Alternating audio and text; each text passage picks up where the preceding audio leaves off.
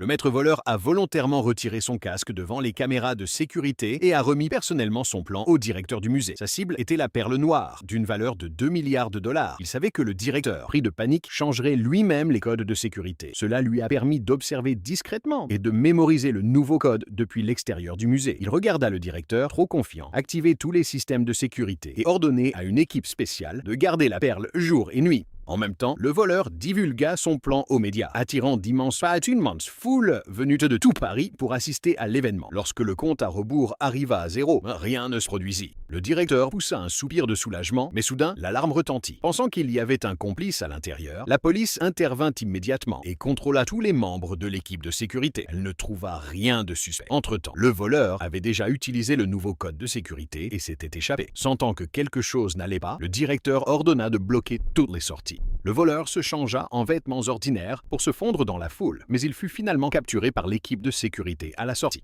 Il fut finalement capturé par l'équipe spéciale à la sortie. Devant la foule, il fut conduit dans une voiture de police. Mais dès que la portière se referma, il se mit à rire. La voiture était en réalité une fausse voiture de police, conduite par ses complices. Profitant du bruit des sirènes comme couverture, il disparut et mit en œuvre son véritable plan. Une évasion parfaite. Il descendit de la fausse voiture, se glissa dans une ruelle et grimpa sur le toit d'un immeuble. Il s'assura que les tireurs d'élite de la police pouvaient le voir, attirant ainsi toute leur attention. Il courut de toit en toit, jusqu'à atteindre un espace d'environ 10 mètres entre deux bâtiments. Il sauta, mais fit semblant d'échouer et tomba volontairement du toit afin que tout le monde le remarque. Lorsque la police arriva sur les lieux, il ne restait que son célèbre chapeau. Après avoir reçu le témoignage d'un témoin, l'inspecteur se précipita à l'hôpital. Là, il découvrit le voleur immobile dans la morgue. Même après avoir touché son corps glacé, l'inspecteur ne pouvait pas croire que cette légende se soit terminée ainsi. La nouvelle de sa mort se répandit rapidement et ses funérailles eurent lieu comme prévu, juste avant l'enterrement.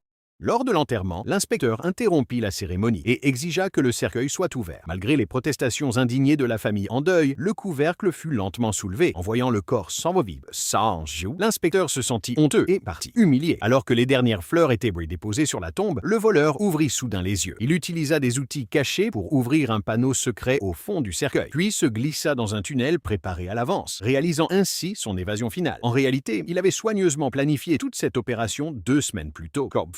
Il avait choisi l'endroit où il allait tomber et utilisé des auvents de fenêtre ainsi qu'un gilet à airbag dissimulé pour atterrir en toute sécurité. Ensuite, ses complices l'emmenèrent à la mort, où un spray réfrigérant l'aida à simuler sa mort juste sous les yeux de l'inspecteur. Désormais, le monde entier le croit mort et la perle noire d'une valeur de 2 milliards de dollars lui appartient, totalement introuvable.